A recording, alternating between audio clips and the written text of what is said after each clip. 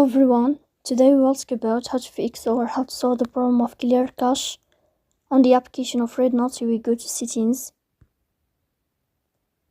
In this page, you will click on apps, default apps, app settings.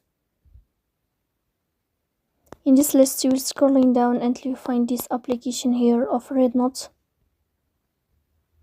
and you will enter. Then this page of app info, you will go to first stop and you will click OK. Here you will enter to the window of storage.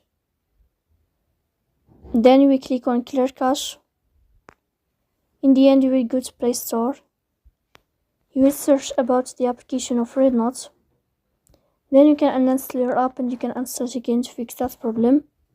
So that's all. Don't forget to support us by like and subscribe.